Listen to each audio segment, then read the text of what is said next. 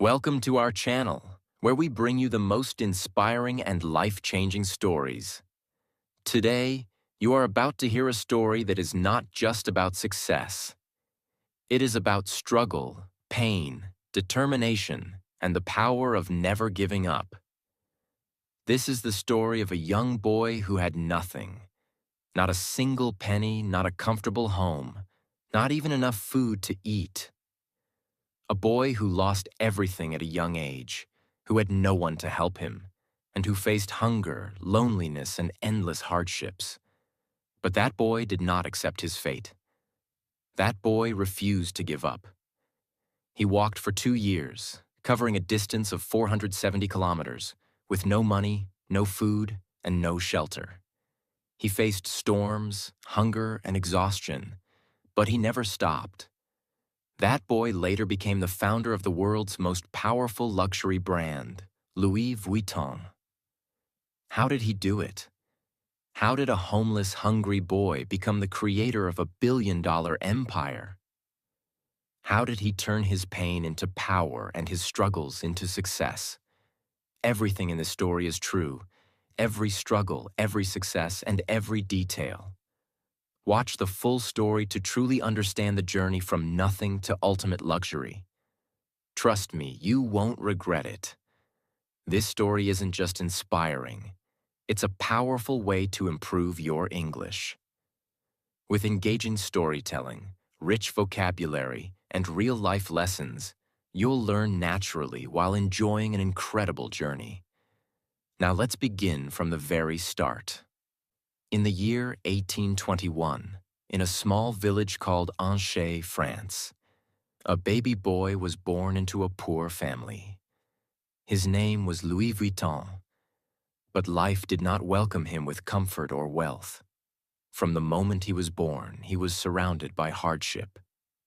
His father, Xavier Vuitton, was a carpenter, a hard-working man who built furniture and small wooden structures. His mother, Coronne Gaillard, was a hat maker who spent her days sewing hats for local women. They worked day and night, yet their earnings were barely enough to buy food. Louis grew up in a tiny wooden house with a leaking roof and cold, damp floors. Winters in Angers were brutal. Snow covered the village for months, and cold winds made life even harder. There was no heating, no warm blankets, and no comfortable bed. Louis and his family had to survive with whatever they had. At a young age, he learned that life was not fair. He did not have the toys that rich children had. He did not go to school like them. Instead, he spent his childhood helping his father in carpentry, carrying heavy wooden planks, hammering nails, and cleaning sawdust from the floor. His hands were rough, his clothes were torn, and his stomach often remained empty. But Louis was different from other children in his village. Even though he was poor, even though he had nothing, he had something that others did not. A dream. Every day, travelers passed through his village. Rich men and women dressed in fine clothes, carrying large wooden trunks and suitcases. Louis would watch them with fascination. Where were they going? How far were they traveling? Who made those beautiful trunks they carried? He had never seen the world beyond his small village, but his heart longed to know more. He was curious, hungry for knowledge, and desperate for a better life. But fate was not kind to him. When Louis was just 10 years old, his mother fell sick. There were no hospitals in the village, no doctors to treat her. Day by day, her condition worsened. One morning, as the sun rose over the hills, Louis's mother took her last breath. She was gone. Louis stood by her grave, silent, unable to cry. His world had fallen apart. His father, broken by grief, became distant and cold. He no longer had the strength to take care of Louis. For the first time, Louis felt completely alone. But in that moment of pain, he made a decision. He would not stay in this village forever. He would not accept a life of poverty. He would leave. He would chase his dream. But how? At the age of 13, Louis had no money, no horse, and no food. Paris, the city of dreams, was 470 kilometers away. It was impossible. Or was it? One evening, as the village prepared for sleep, Louis packed a small bag. He had no map, no guide, only a dream. He did not tell his father. He did not say goodbye to anyone. Before the sun could rise, before anyone could stop him, Louis took his first step on the long road to Paris. He did not know what lay ahead. He did not know how he would survive. But he knew one thing. He could not stop. He walked for hours, then days, then weeks. His feet were sore, his body weak. Sometimes kind strangers gave him food. Other times, he went to bed hungry, lying under trees, using his bag as a pillow. He crossed forests, mountains, and rivers. He worked as a farm helper in small villages, earning food in exchange for labor. Rain soaked his clothes, winter winds burned his skin, but he never turned back. He was tired. He was starving, but he was determined. After 2 years of walking, struggling, and surviving with nothing but determination, Louis Vuitton finally arrived in Paris. But Paris was not the magical place he had imagined.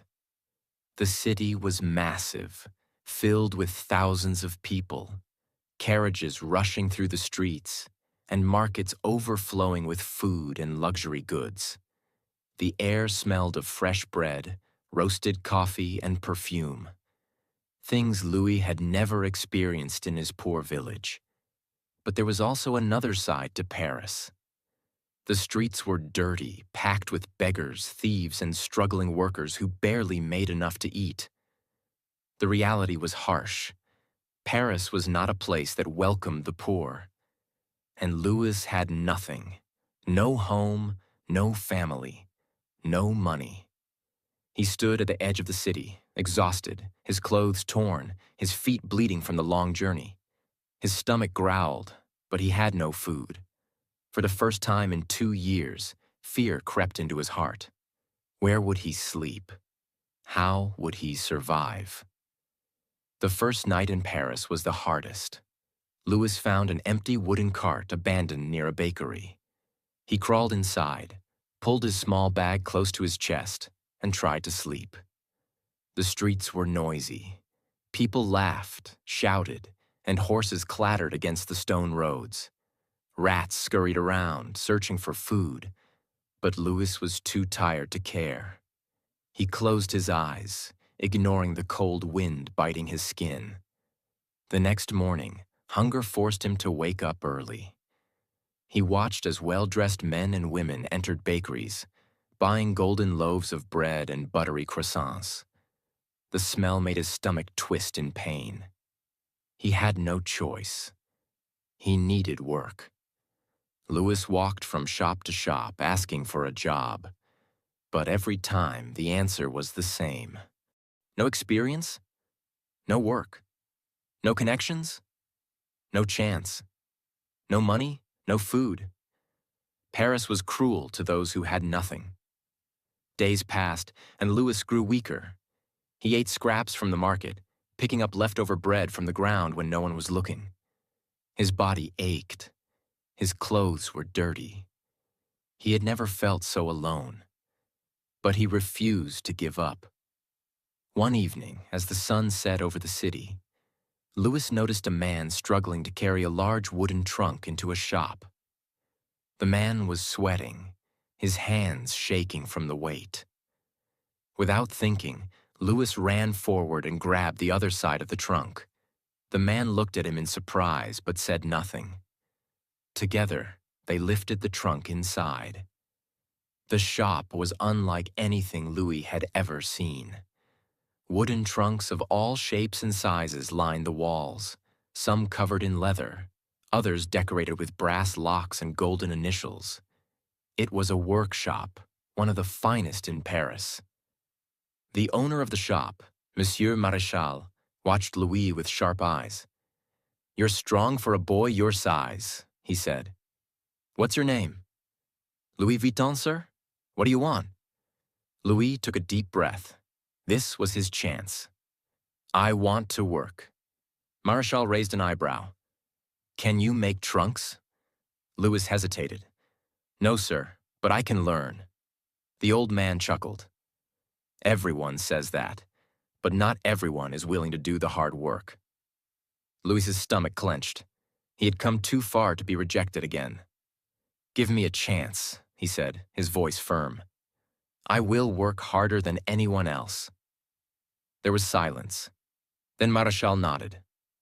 "Fine. You start tomorrow. But don't expect money yet. You work, you learn, and if you're good, then we'll talk about payment." Louis bowed. "Thank you, sir." He had done it. He had found a place to work. But this was only the beginning. The next morning, Louis arrived before sunrise. The workshop was freezing. The scent of fresh wood and glue filled the air. Tools were scattered across wooden tables: hammers, saws, chisels, and needles for stitching leather. Louis was assigned to sweep the floor, fetch tools, and clean up after the workers. At first, he didn't mind. He was just happy to be inside, away from the cold streets. But weeks passed, and he was still only doing basic tasks. He wanted to build. He wanted to create. One evening, after everyone had left, Louis stayed behind. He picked up a small wooden panel and began practicing. He hammered, carved, and stitched, imitating the work he had seen during the day. The next morning, Maréchal noticed the piece.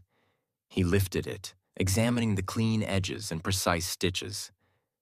"Did you make this?" he asked. Louis nodded, nervous.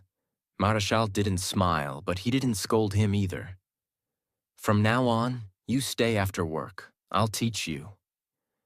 That night, Louis worked harder than ever. He learned how to shape wood, how to select the best leather, how to stitch with perfection. He watched the master craftsmen memorizing their every move. Months turned into years. He was no longer just an apprentice. He was becoming a craftsman, and people started to notice. By the time Louis was 20 years old, his hands were no longer those of a poor village boy. They were the hands of a skilled artisan. He was faster than the other workers, more precise in his craftsmanship, and more creative with his designs. Nobles and wealthy customers began requesting him by name. "I want my trunk made by Vuitton." "That boy makes the finest trunks in Paris." His reputation grew. He was no longer just a poor worker. He was someone valuable. One day, a woman entered the shop. She was elegant, wearing a luxurious silk gown and a pearl necklace. But it was her name that changed everything. She was Empress Eugénie, the wife of Napoleon III, the ruler of France. She was not just another wealthy customer. She was royalty. Her silk gown shimmered under the golden chandeliers of the workshop. Her diamond earrings sparkled as she glanced around, unimpressed by the ordinary trunks lining the walls. But when her gaze fell upon Louis, her sharp eyes narrowed. "Are you the young craftsman they call Vuitton?" she asked, her voice smooth but commanding. Louis swallowed hard. He had worked for years, perfecting his skills, but nothing had prepared him for this moment. "Yes, Your Majesty," he replied, bowing slightly. She studied him for a moment, then turned to Monsieur Maréchal, the workshop's owner. "I need a trunk, but not just any trunk," she said. "I travel often, and my trunks are too heavy, too impractical. I want something elegant yet functional, something no one has ever seen before." Louis's mind raced. This was his chance. If he impressed the Empress, his name would spread through the entire country. But if he failed, he would lose everything. Louis had seen the problems with traditional trunks. Back then, travel trunks were bulky, round-topped, and difficult to stack. They were covered in thick leather, making them heavy and impractical. Most importantly, they were not designed for modern travel. But Louis had an idea, something that had never been done before. He stepped forward, his hands slightly trembling. "Your Majesty, what if I create a trunk that is light, elegant, and stackable?" he said. "A flat-topped trunk, covered in waterproof canvas instead of leather. It will be durable, easy to carry, and perfect for your travels." Silence filled the room. Marechal looked at Louis as if he had lost his mind. No one had ever dared to change the traditional design of a trunk. But Empress Eugénie tilted her head, intrigued. "A flat-topped trunk? Canvas instead of leather?" she repeated. "That is interesting. Can you do it?" Louis's heart pounded. "Yes, Your Majesty. I will create a trunk unlike any other." A small smile played on her lips. "Then do it, Vuitton. Impress me." For weeks, Louis worked day and night. He knew this was his moment to prove himself, not just to the Empress, but to the entire world. First, he designed the frame. Instead of using the usual thick, heavy wood, he chose poplar wood, which was lightweight yet strong. Next, he replaced the traditional rounded top with a flat surface. This simple change allowed trunks to be stacked neatly, making them perfect for long journeys. But the biggest innovation was the material. Instead of using leather, Louis experimented with a waterproof try-on canvas, a light gray, durable fabric that resisted moisture and stains. It was unlike anything seen before. Days turned into weeks. Louis barely slept. His hands were covered in cuts and glue. He skipped meals, too focused on making the perfect trunk. When the final piece was ready, it was breathtaking. The canvas shimmered under the light, smooth and elegant. The brass locks gleamed, securing the trunk tightly. The craftsmanship was flawless. It was not just a trunk. It was a masterpiece. The day of the presentation arrived. Louis stood in the grand hall of the Empress's palace, his heart pounding. Nobles and high-ranking officials whispered as they glanced at him, unimpressed by the young craftsman in simple clothes. The Empress entered, her gown flowing behind her like water. Her eyes fell on the trunk. For a long moment, she said nothing. Then she reached out, running her fingers over the smooth canvas. She inspected the locks, the stitching, the finish. Everyone held their breath. Finally, she looked at Louis. "Vuitton," she said, "this is extraordinary." Murmurs spread through the room. Marechal, who had once doubted Louis, stared in shock. "From now on," the Empress continued, "you will be my personal trunk maker." It was done. Louis had won the trust of the most powerful woman in France. And in that moment, everything changed. The Empress's endorsement was more than just an honor. It was an opportunity. Suddenly, the elite of Paris wanted Vuitton trunks. Aristocrats, politicians, and wealthy travelers all placed orders. But there was a problem. Louis was still just a worker in Marechal's shop. No matter how talented he was, he would always be under someone else's control. He needed to break free. So, after years of loyalty, Louis made the boldest decision of his life. He left the workshop and started his own business. With the little money he had saved, about $1,000 in today's value, he rented a small space in Paris. The shop was modest, with only a few tools and a single workbench, but it was his. He hung a wooden sign outside: Louis Vuitton, Malatier, trunk maker. It was official. He was no longer just a poor village boy. He was a business owner. Starting a business was not easy. The first few months were brutal. Louis had no employees, no big factory, no safety net. Every trunk he made was handcrafted by him alone. He worked from sunrise to midnight, barely stopping to eat. And then, disaster struck. A massive war broke out in France. The Franco-Prussian War. The streets of Paris turned into battlefields. Wealthy customers fled the city, factories shut down, businesses collapsed. Suddenly, no one was buying luxury goods. Louis's shop, which had been growing, now stood empty. The orders stopped. The money stopped. He was on the edge of bankruptcy.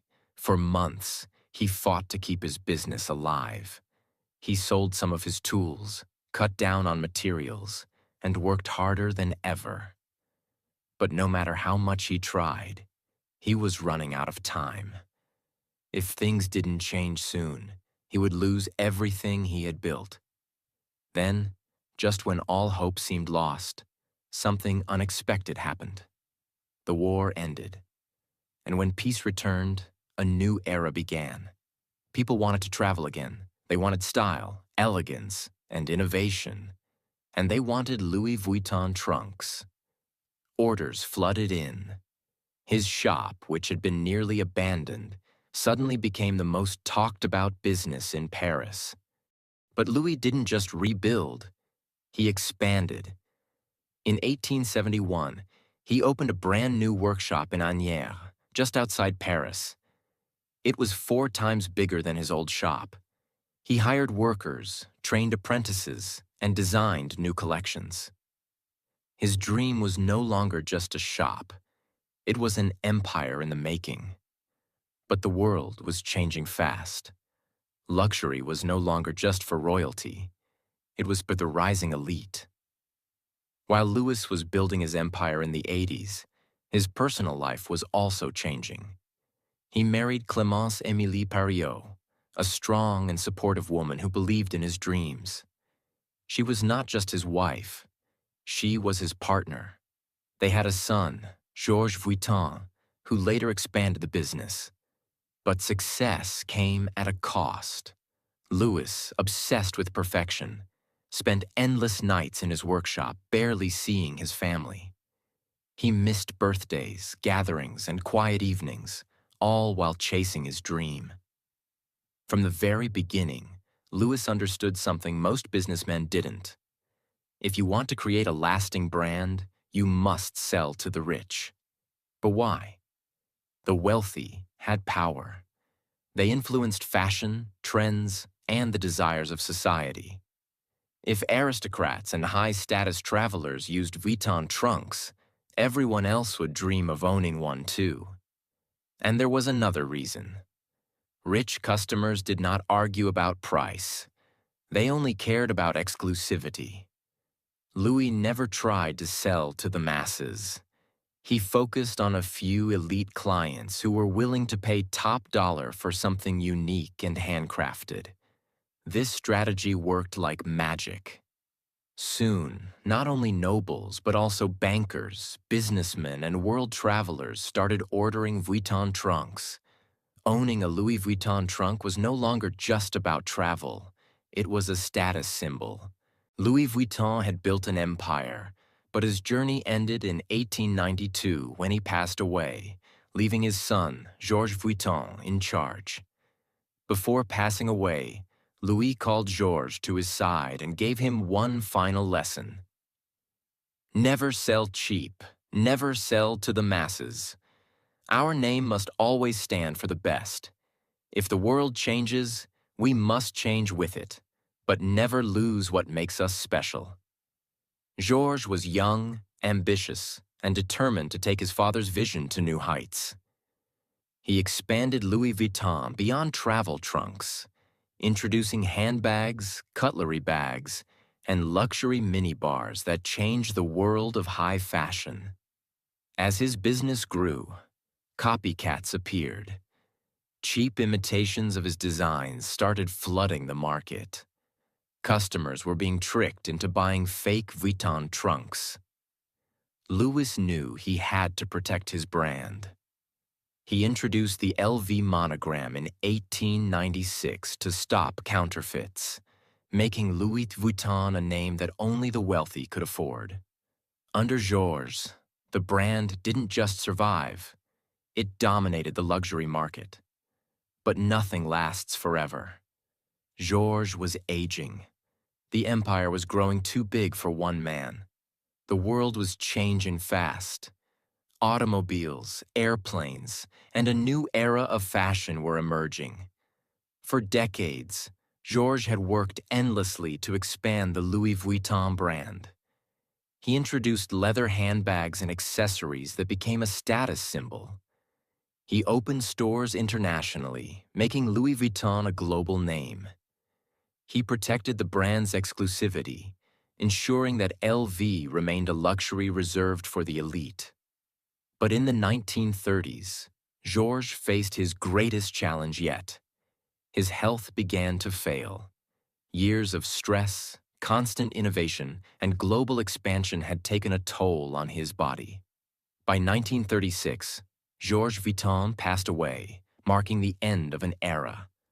The question now was, who would continue the empire?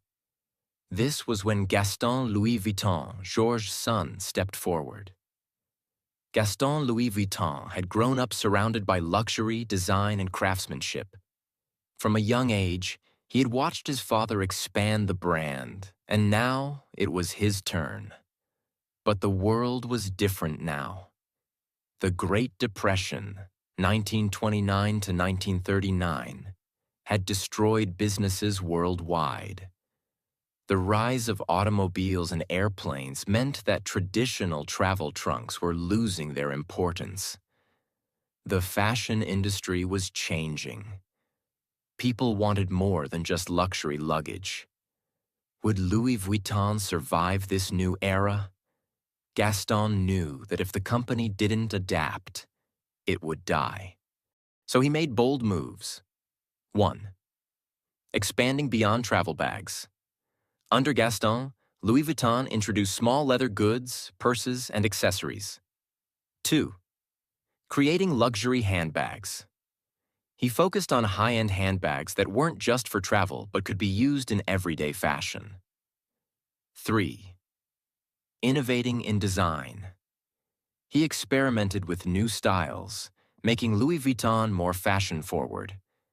But before he could push his vision further, World War II erupted, putting everything at risk.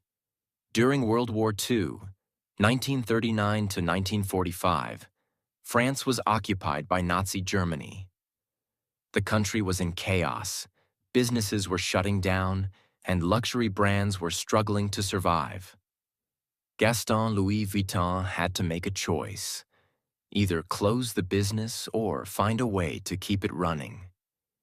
To survive, Louis Vuitton worked with the German-occupied French government. This was a controversial decision, and for years, this part of Louis Vuitton's history remained hidden. It wasn't until decades later that reports revealed the brand's ties to the Nazi government. But despite the war, Louis Vuitton survived. And when the war ended, Gaston Louis focused on rebuilding the brand's image. But this wasn't easy. After World War II, Europe was in economic ruins. The luxury market was weak, and people weren't thinking about expensive handbags or designer luggage. But Gaston knew one thing: the rich always find a way to stay rich. Even in difficult times, the wealthy elite still wanted luxury. So, Louis Vuitton focused on exclusive, high-quality products that only the wealthiest people in the world could afford. This strategy worked, and by the 1950s, Louis Vuitton was back on top.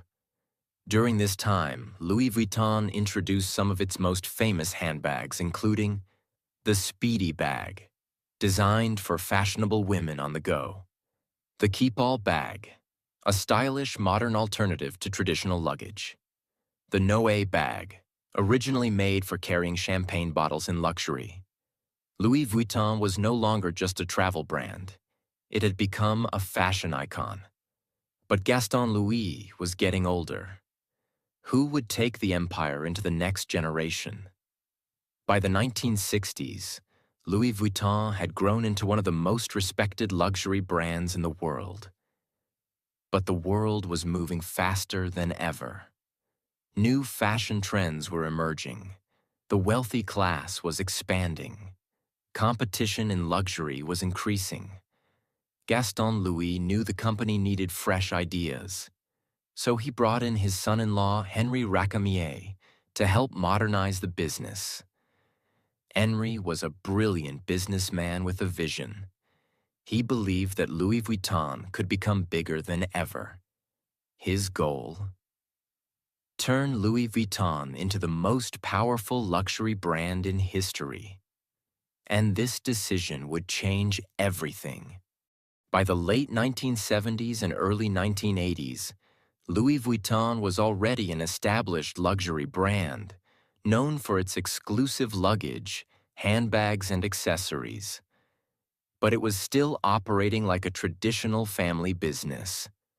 The world was changing, and if Louis Vuitton wanted to dominate, it needed a new strategy, a new vision, and a new kind of leadership. This was when Henri Racamier stepped in. Henri Racamier wasn't a designer, and he wasn't a traditional businessman. He was a visionary. When he took control of Louis Vuitton, he saw one thing clearly. This wasn't just a brand. It was an untapped gold mine waiting to explode into a billion-dollar empire. But there was a problem. At that time, Louis Vuitton was selling only to a small group of elite customers in Europe. It was respected but not yet a global powerhouse. So Henri made bold, risky moves that would change the history of luxury forever. 1. Expanding to the richest markets. Instead of just selling in France, he pushed into the US, Japan, and the Middle East, places where the wealthiest people in the world were hungry for luxury. 2. Raising the prices. Henri knew one thing. The more expensive an item is, the more people desire it. He increased prices to levels that only the rich could afford. A Louis Vuitton handbag wasn't just an accessory. It was a symbol of status. 3. Luxury shopping experience.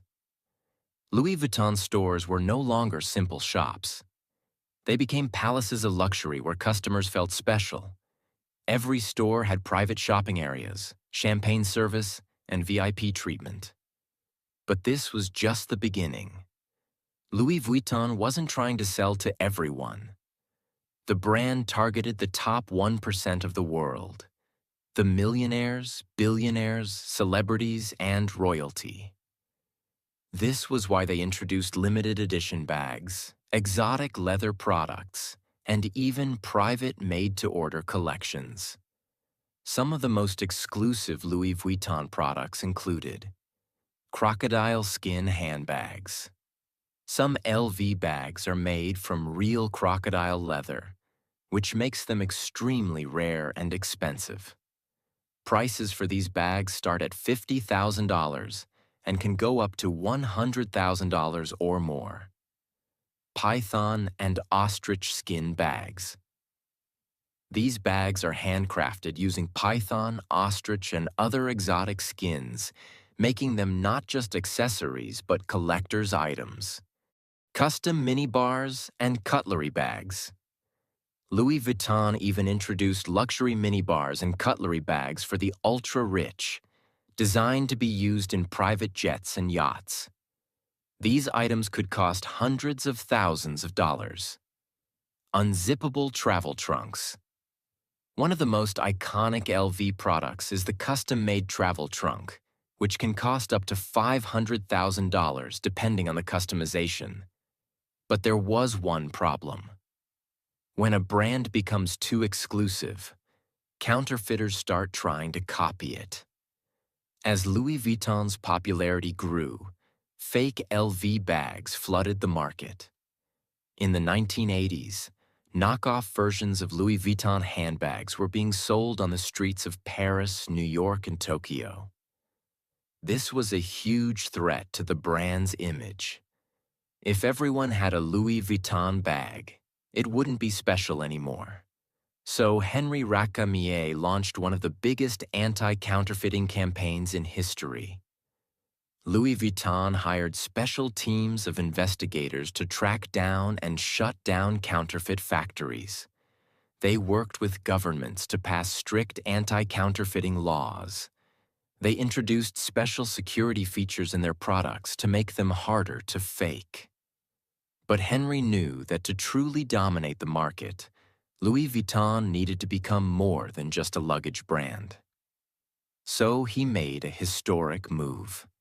In 1987, Henri Racamier made a game-changing decision.